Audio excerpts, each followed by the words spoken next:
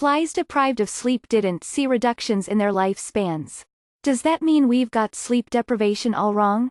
Sleep, that absurd, amazing habit of losing consciousness for hours on end, is so universal across the animal kingdom that we usually assume it is essential to survival.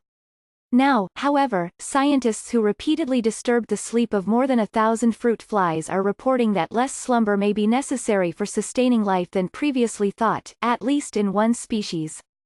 A handful of studies involving dogs and cockroaches going back to the late 19th century suggest that being deprived of sleep can result in a shortened lifespan.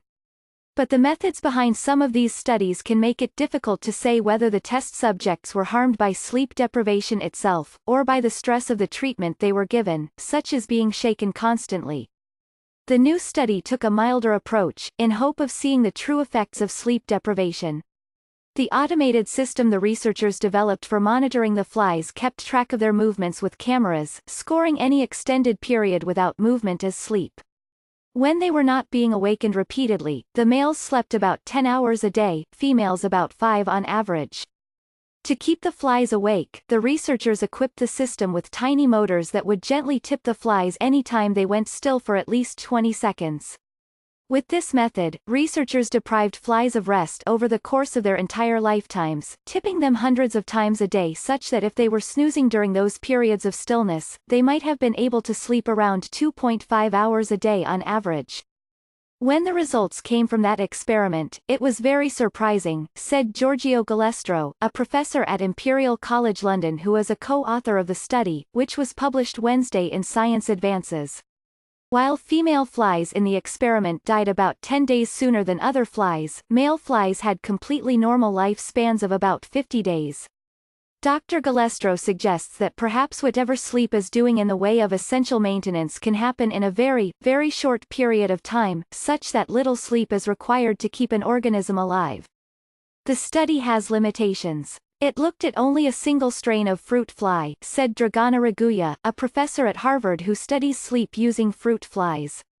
In principle, I think it would have been awesome to test multiple strains, she said, to understand whether other flies, some of which can live much longer, respond similarly.